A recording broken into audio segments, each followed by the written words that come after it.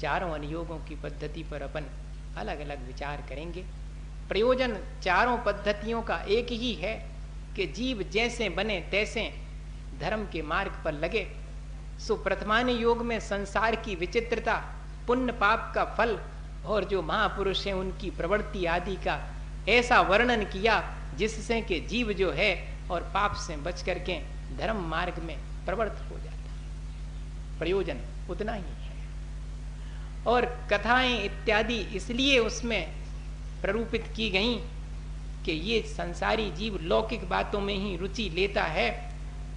सो लोक में प्रवृत्त जो कथाएं हैं उनसे तो संसार ही बढ़ता है, लेकिन यदि महापुरुषों की भी कथाएं हमारे जीवन में सुनाई जाएं तो उन कथाओं में मन लग जाता है। और मन लगता है सो कथाओं में पाप का वर्णन, पाप करने से क्या हुआ और धर्म करने से क्या हुआ, ये सब सुन करके जीव के मन में पाप से भय उत्पन्न होता है और धर्म में रुचि अपने आप जागृत हो जाती है। सब जीव बारीक चर्चा तो समझ नहीं सके हैं, सो कथा में ही उनका मन रम जाता है। सो उतनी देर के लिए वे पापों से बच जाते हैं। इस तरह से धर्म के मार्ग पर लगाने का ये प्रथम अवस्था में सबसे योग और श्रेष्ठ अनुयोग माना गया है। प्रथमम अव्युत्पन्नम अप्रतिकम ऐसा लिखा हुआ है। जो प्रथम अवस्था वाला है मिथ्या दृष्टिम, हाँ, प्रथमम मिथ्या दृष्टिम अप्रतिकम अव्युत्पन्नम और प्रतिपाद्यम आश्रित प्रवृत्ता अनुयोग अधिकारा सा प्रथमानुयोग। जो एक मिथ्या दृष्टि जीव है, जिसके कोई व्रत नियम संयम नहीं है, जो अव्युत्पन्न है अर्थात जिसकी बुद्धि उतनी नहीं है अभी प्रारंभ में, वह अल्प ज्ञान जिसके है अभी, उसके लिए भी उपकार करने वाला है यह प्रथमानुयोग। इसलिए इसका नाम ही प्रथमानुयोग, प्रथम अनुयोग है। ऐसे जीव का भी कल्याण। और कोई जीव जिसको तत्व का निर्णय भया और पीछे इस अनुयोग का अभ्यास करे तो बाखों सारी बातें उदाहरण स्वरूप भासे हैं। अगर कोई तत्वज्ञानी होकर के फिर प्रथमानुयोग ग्रंथों को पढ़े तो वह सारी चीजें जो शुभोपयोग शुद्धोपयोग और अशुभोपयोग की चर्चा पढ़ी थी अध्यात्म ग्रंथों में, सो उसके सारे उदाहरण इसमें दिखाई पड़ते हैं। जो पुण्य और पाप का फल ऐसा होता है वो सब इसमें दिखाई पड़ने लगता है। सो सब ये उदाहरण भाषे हैं। और इसमें जो कथाएं लिखी हैं उनको किस्सा गोई ने समझना, उनको जो है किस्सा कहानी ने समझना। कह रही जी तो किस्सा कहानियां सुना रहे महाराज, तो किस्सा कहानी सुनाओ। ये किस्सा कहानी नहीं है, इनसे संसार नहीं बढ़ता है। इनमें तो जो यथार्थ वर्णन है वो किया हुआ है, महापुरुषों के जीवन चरित्र का इसमें वर्णन किया हुआ है। इसलिए ये कथाएं यथार्थभूत हैं। इनका प्रयोजन यथार्थ होने के कारण ये यथार्थ है। जैसे कि जिस चीज की प्रमुखता है उस चीज का बढ़ा चढ़ा करके वर्णन किया जाता है। जीवनधर कुमार ने नमोकार मंत्र सुनाया मरते हुए एक कुत्ते को और स्वर्ग पहुंच गया। सो स्वर्ग तो वो अपने अन्य कर्मों के उदय से गया, लेकिन नमोकार की प्रमुखता है मूर्खता बताने के लिए उसमें कथा में वैसा ही वर्णन किया। सीता जी के शील की महिमा बताने के लिए और अग्नि जल रूप हो गई। सो हुई तो वह जैसी होनहार थी वैसी हुई, जैसा कर्म का उदय था पुण्य पाप सो वैसी हुई। लेकिन वर्णन तो शील के महत्व का है, इसलिए उस वर्णन को दर्शाने के लिए तो इसको झूठा नहीं समझना, क्योंकि प्रयोजन तो साचा है। प्रयोजन तो इतना ही है कि जीव जो है धर्म में प्रवृत्त हो। ऐसी प्रथमानुयोग की व्याख्या करी है भैया। और इतना ही नहीं, प्रथमानुयोग में पढ़ करके और वैराग उत्पन्न होता है। अपार वैभव चक्रवर्ती का पढ़ते पढ़ते और क्षण भर के अंदर, और जब उन्हें वैराग हुआ तो अपार वैभव छोड़ के चले गए। अपनों तो एक टूटो सो मकान जो चुअत है और 4 पैसा है नहीं है वो नहीं छोड़ो जात। और वहां पर ऐसी चर्चा पढ़ करके अत्यंत वैराग हो जाता कि मेरी आसक्ति कैसी है, छूटती नहीं, उनकी कैसी अनासक्ति है कि अपार वैभव छोड़ करके चले गए।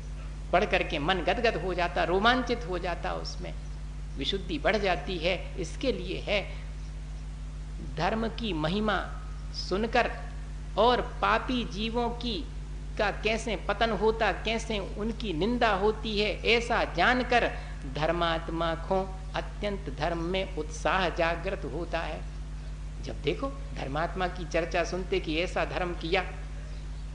कन्हैयालाल मिश्र प्रभाकर हुए, उन्होंने लिखा, अपने एक कहानी लिखी उन्होंने कि मैं एक बार एक कोई चित्र देखने गया।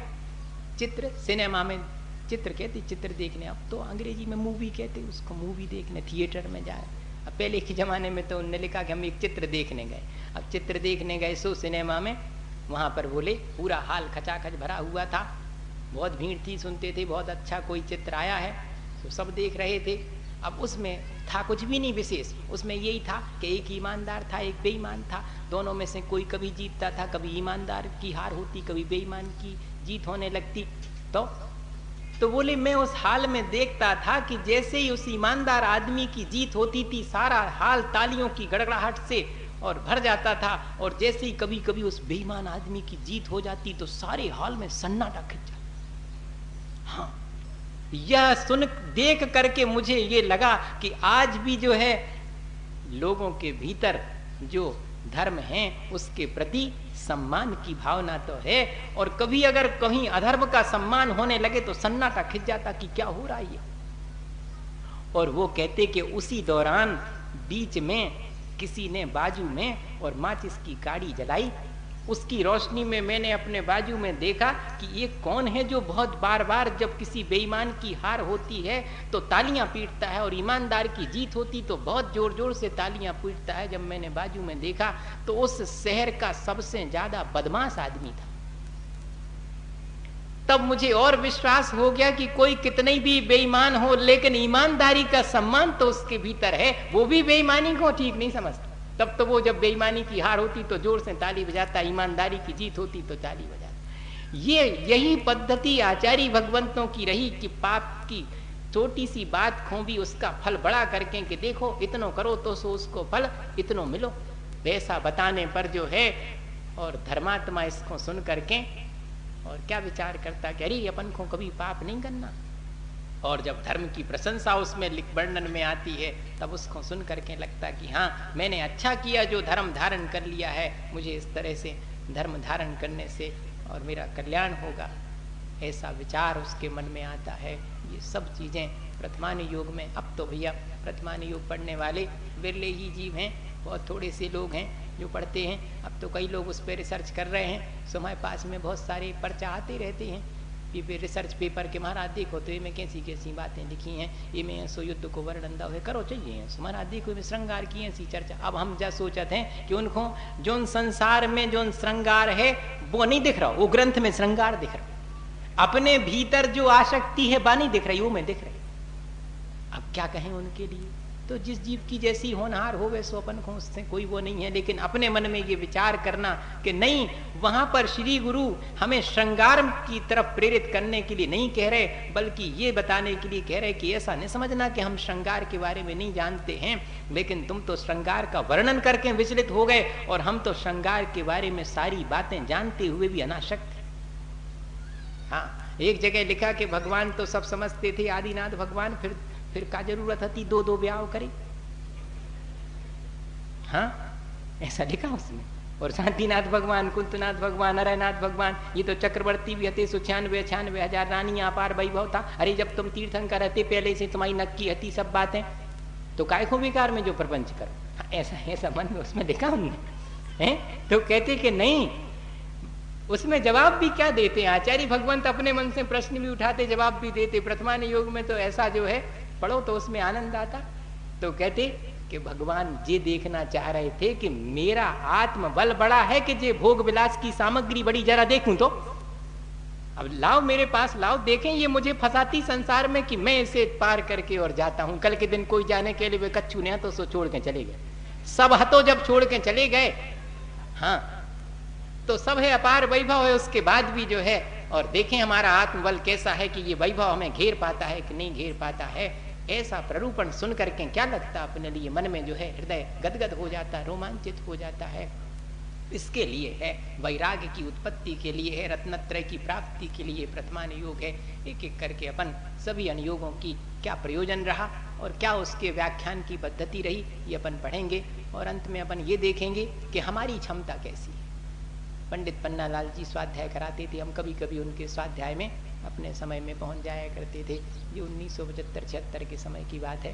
कभी गए दर्शनों को मोराजी में तो बैठ जाते थे, आधी अधूरी सभा में बैठ जाते। अब जानते कुछ थे नहीं उस समय, क्या जानते थे, कुछ नहीं जानते थे। अबे भी कछु है सुने समझियो कि हम जाके रहे कि उस समय नहीं जाना से अब जानने लगे। अबे कछु नहीं, अबे कछु नहीं, इतने में तो कुछ नहीं होने वाला। अभी तो बहुत बहुत चाहिए। जब जाकर के आत्म कल्याण होगा तो उस समय वो हम देखते थे कि वो पहले सरवार सिद्धि पढ़ाते पूजपा स्वामी की, और फिर उसके बाद में 15 मिनट बचा लेते थे तो फिर जरूर से पद्म पुराण पढ़ेंगे, बाँच करके सुनाते थे। बड़ा एक तरफ इतना कठिन ग्रंथ और दूसरी तरफ बिल्कुल सरल जो है पद्म पुराण। और उसमें जब सीता जी के को बन के भेजने की चर्चा आती थी तो पंडित जी जो है विपन्ना ऐसे माने विहल हो जाते थे सीता जी को जो है, और उनने भेज दिया रामचंद्र जी ने। तो वो चर्चा जैसे ही आती थी सो कहती अब कल बाँचे, फिर अपने आंसू पहुँच लेते, अब कल बाँचे। ये क्या चीज है भाई, है ये है परिणामों की विशुद्धि के लिए स्वाध्याय करना। अपन भी जो है इस तरह अपने जीवन में और ज्ञान प्राप्त करें जिससे कि अपना जीवन अच्छा बने और अपना कल्याण कर सकें। बोलिए आचार्य गुरुवर विद्यासागर मुनि की बात। के गुरुवर शाश्वत सुख दर्शक यह नग्न स्वरूप तुम्हारा है। जग की नश्वरता का सच्चा दिग्दर्शन करने वाला है।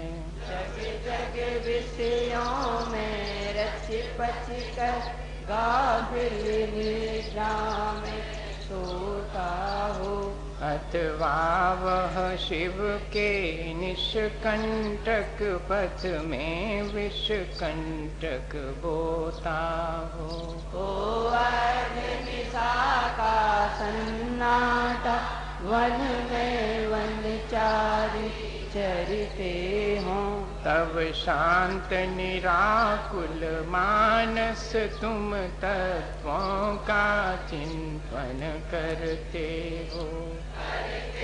सप्त शैल नदी तट पर तरु तलवर साकी झड़ियों में समतारस पान किया करते सुख दुख दोनों की घड़ियों में। अंतर ज्वाला हरती वाणी मानो झरती हो फूल झड़ियाँ। नव बंधन तड़ तड़ टूट पड़े खिल जावे अंतर की कलियाँ। तुम सादानी क्या कोई हो जग को दे दी जग की निधियाँ। दिन रात लुटाया करते हो शम सम की अविनश्वर मणियाँ।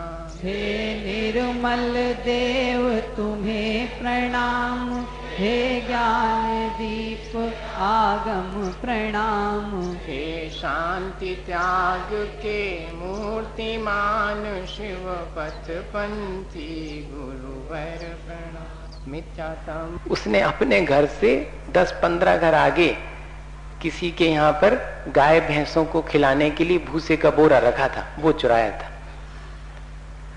और वो भी ऐसे ही खींचते हुए ले आया था। सो भूसे के बोरा में नीचे छेद था, तो वहां से उसमें से भूसा गिरता रहा। सो उसके घर तक भूसे की लाइन भी बन गई।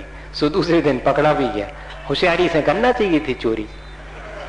क्या मन में तो यही आ रहा होगा कि बुद्धू रहा होगा, अच्छे से नहीं की उसने। नहीं, ऐसा विचार अब नहीं आना चाहिए। अब तो ये आना चाहिए कि मैं ऐसी होशियारी नहीं सीखूं। ऐसी होशियारी करके बहुत अपना अहित कर लिया। होशियारी तो वो है कि जिसमें मैं इस तरह के कामों से मुक्त हो सकूं। अभी तो इस तरह के कामों में लिप्त रह करके अपने को होशियार मानते हैं, अपने को समझदार और बुद्धिमान मानते हैं, ऐसे कामों में लिप्त रह करके भी। अब मन में ये भावना आनी चाहिए कि ऐसे कामों से मुक्त होने में मैं अपनी चतुराई मानूं, अपनी समझ उस समय मानूंगा कि हाँ श्रेष्ठ है मेरा ज्ञान।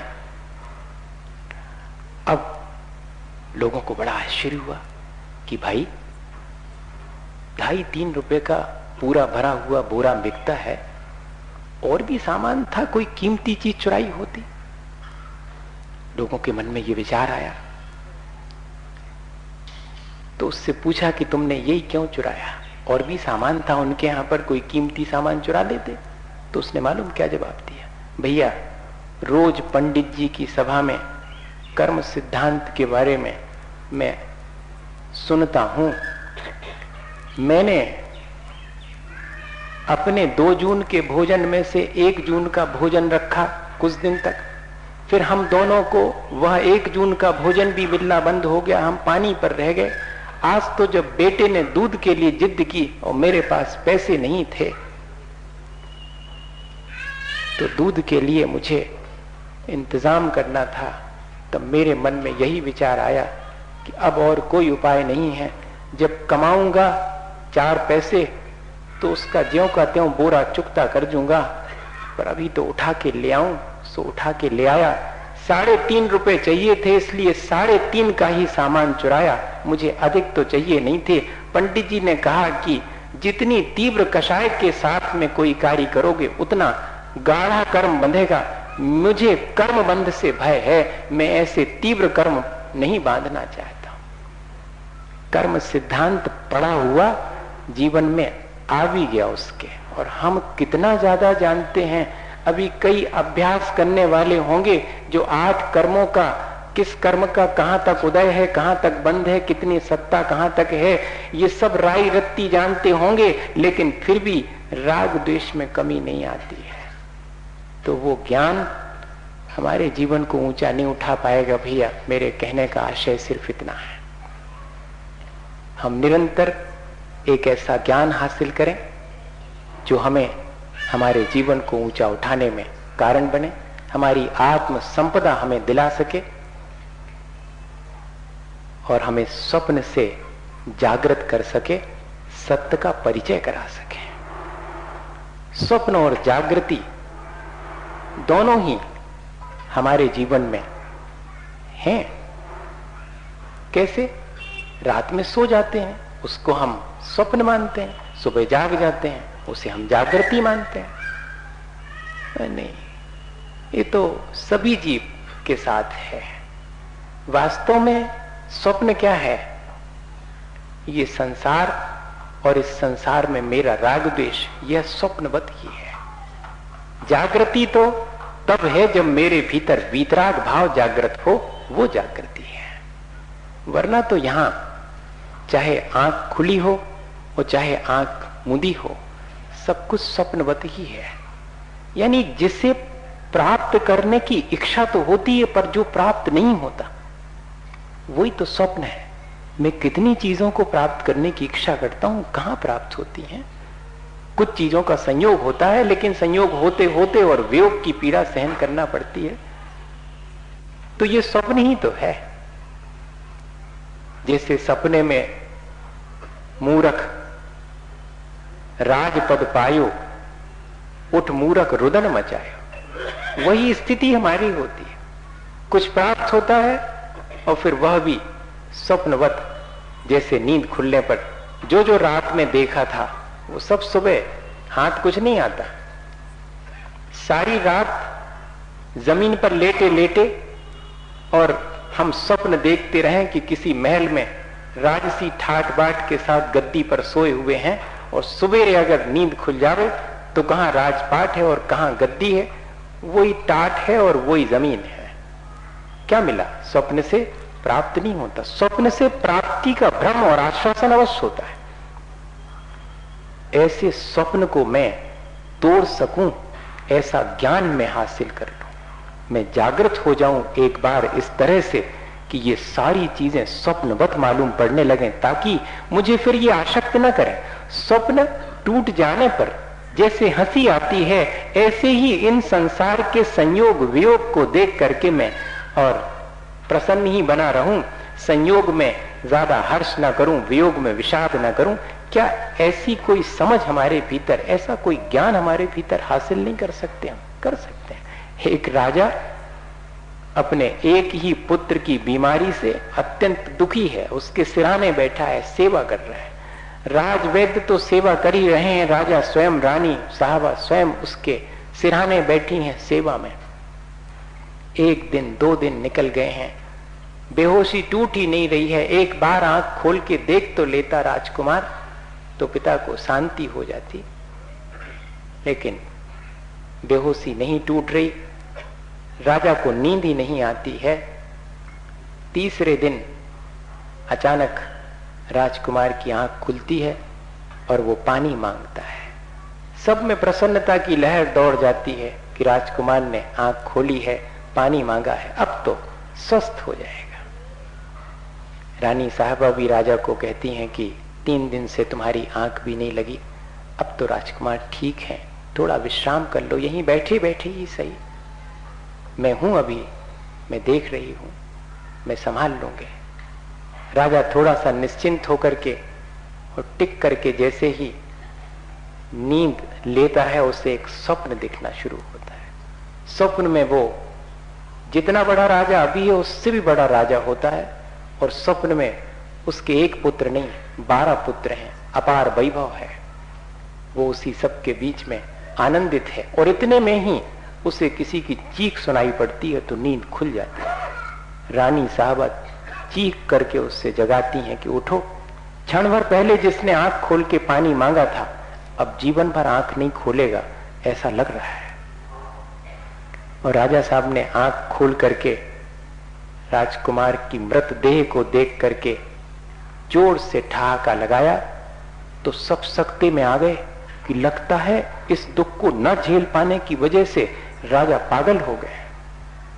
तो सबने हिलाया, समझाया कि क्या करते हो आप, हंस रहे हो, रोने का अवसर है। उसने कहा कि नहीं, अब समझ में आया कि वास्तविकता क्या है। वो जो सपने में 12 पुत्र थे, अपार वैभव था, जो तुम्हारे चीखने से नींद खुलने पर टूट गया, उसके लिए रोऊं, या कि एक जो ये सामने है जिसका कि मरण हो गया उसके लिए रोऊं? अब किसी के लिए नहीं रोऊंगा, अब मैं अपनी प्रसन्नता को निरंतर बनाए रखूंगा। अब मुझे ये समझ पैदा हो गई है कि यहाँ तो खुली आंख हो चाहे बंद आंख हो, सारी चीज स्वप्नवत ही है, मिलती मिलती मालूम पड़ती है, लेकिन अगले क्षण ही वियोग को प्राप्त हो जाती। ये वास्तविकता का बोध हम चाहें तो कर सकते हैं। रोज रोज ऐसा अभ्यास करने पर होगा, ऐसा नहीं है कि नहीं होगा। किसी विरले को होता होगा या कोई ऊपर से ऐसे ही टपकता होगा जिसको होता होगा, नहीं, हम और आप सबके भीतर ऐसी सामर्थ्य है। बस इतना है कि पुरुषार्थ जिस दिन हम अपना जागृत कर लेवें, उस दिन हम आसानी से उस चीज को प्राप्त कर सकते हैं। अपनी उस आत्म संपदा को हम सहज रूप से प्राप्त कर सकते हैं। लेकिन उसे प्राप्त करने के लिए जरूरी है कि जो भी हम ज्ञान हासिल करें वो श्रद्धा पूर्वक करें और अपने आचरण को परिवर्तित करने की दृष्टि से करें। बस 4 बातें जाने, 40 ना भी जाने, लेकिन 4 बातें भी वो जाने जिससे कि मेरा कल्याण हो सके, प्राणी मात्र का कल्याण हो सके। वो जानकारी ही श्रेष्ठ है। और अत्यंत श्रद्धा पूर्वक जो ज्ञान प्राप्त किया जाता है, वही जानकारी, वही समझ हमारे जीवन को आगे बढ़ाती, क्योंकि श्रद्धा ज्ञान के साथ आने वाले अहंकार को तोड़ देती है। अगर अकेला ज्ञान होगा तो अहंकार के बिना नहीं रह सकता, और अगर श्रद्धा पूर्वक ज्ञान हासिल किया जाएगा तो अहंकार आएगा नहीं। और साथ में अगर श्रद्धा पूर्वक ज्ञान हासिल किया होगा तो जीवन को परिवर्तित किए बिना नहीं रहेगा। ये कसौटी है इस बात की। हम लोग अपने उस ज्ञान को इस कसौटी पर कस करके देखें, कितना तो हम ज्ञान हासिल करते हैं, कितना तो पढ़ते लिखते हैं, कितनी बातें सुनते हैं, जानते हैं, लेकिन कसौटी पे कस के देखें कि अगर मैंने श्रद्धा के साथ इन चीजों को हासिल किया है तो ये मेरे जीवन को परिवर्तित जरूर करेंगे। महाराज कह रहे थे कि कोई हमारी बात नहीं मानता, पर मैंने पिछले दिनों में ये देखा है कि जिन्होंने बात मानी है उन्होंने अपने जीवन को बदलने पर ही बात मानी है। बात तो सब मानते हैं, लेकिन जीवन बदल करके बात को मानना युधिष्ठिर की तरह, उसमें तो कुछ ही लोग पास हो पाते हैं, पर हुए हैं लोग पास। मैं बिल्कुल भी निराश नहीं हूं।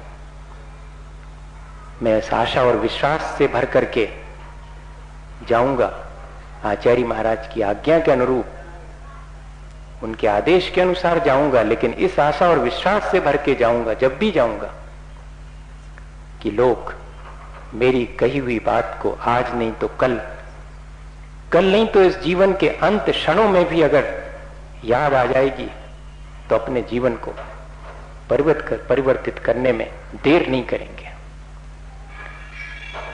हमारे अपने जीवन में ये सब बातें हमारे जीवन को परिवर्तित करने के लिए हैं। हमारे अपने संस्कारों की प्रबलता इतनी ज्यादा है कि हम उन्हें सहसा तोड़ नहीं पाते, पर तोड़ने की भावना अगर आ जाए उन खोटे संस्कारों को तो कोई नहीं रोक सकता। फिर ये समझ, ये ज्ञान हमारे उन खोटे संस्कारों को तोड़कर हमारे भीतर श्रेष्ठ संस्कार लाने में कारण बनेगी। हमारे और दूसरे के कल्याण में हमारा ज्ञान कारण बनने लगेगा। एक छोटी सी घटना कहूं, और हमारे जीवन में आज हमने दो बातें सीख ली कि अब जो भी समझ हम पैदा करेंगे अपने भीतर, वो समझ हमारे जीवन को ऊंचा उठाने वाली होगी, और इतना ही नहीं, हमें हमारी अपनी आत्म संपदा से परिचित कराने वाली होगी। धर्म और धर्मात्मा के प्रति रुचि होना, ये हमारे भीतर जागृत होगा, और इन दोनों भावनाओं के माध्यम से हम अपने जीवन को आसानी से ऊंचा उठाएंगे। एक राजा बीमार पड़ गया, अस्वस्थता के चलते किसी ने सलाह दी कि आपको तो किसी बालक का मांस खाने पर ही इस रोग से मुक्ति मिल सकेगी। राजा थोड़ी देर तो मुश्किल में पड़ा, लेकिन अगर हमारे पास समीचीन ज्ञान नहीं है तो हमारे अंदर भावना क्या आएगी कि हमारा जीवन बचना चाहिए, दूसरे का चाहे नष्ट भी हो जाए। और राजा के भीतर भी ऐसी ही भावना आ गई। मंत्रियों से कहा कि उपाय करो, इतना ही पर्याप्त है। मंत्रियों ने सारे शहर में मुनादी करा दी कि जो भी अपने बालक को बेचना चाहे, राजा उससे मुंह मांगी कीमत पर खरीदने तैयार है। और एक व्यक्ति तैयार हो गया कि मेरे पुत्र के वजन की और पुत्र के ही ऊंचाई की सोने की प्रतिमा अगर कोई उसे दे तो वो अपने पुत्र को दे सकता है। ये घटनाएं कितनी सच्ची हैं या नहीं है, इससे अपन को मतलब नहीं है। ऐसा ही हमारे अपने जीवन में कभी घटित हो तो हम सावधान हो जाएं, सिर्फ इसके लिए है। और उतना स्वर्ण उसे देकर के उस बालक को राजा ने प्राप्त कर लिया।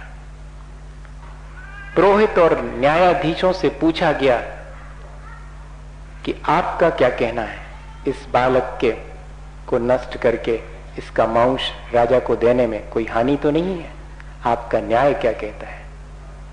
तो जो न्यायाधीश थे उन्होंने भी कहा कि राजा का जीवन अधिक कीमती है, क्योंकि वह प्रजा का पालन करता है। इसलिए अगर प्रजा का एक व्यक्ति अपने प्राण देकर के भी राजा को बचाए तो इसमें कोई भी अनुचित नहीं है। ये भी हो गया, और राजा ने भी ऐसा सुन करके आदेश दे दिया। तलवार उठ गई उस बालक के ऊपर, और तलवार गिरे इससे पहले बालक बहुत जोर से ठहाका लगा करके हंसा, तो तलवार गिराने वाले का हाथ भी रुक गया और राजा भी सख्ते में आ गया। मरण से पहले कोई इस तरह ठहाका लगा करके हंसे, कोई ना कोई कारण है। राजा ने कहा कि ठहरो, इससे पहले कि इसे मारा जाए, मेरे स्वास्थ्य लाभ के लिए मैं इससे पूछना चाहूंगा कि ये क्यों हंसा। पूछा उससे। तो उसने कहा कि जो माता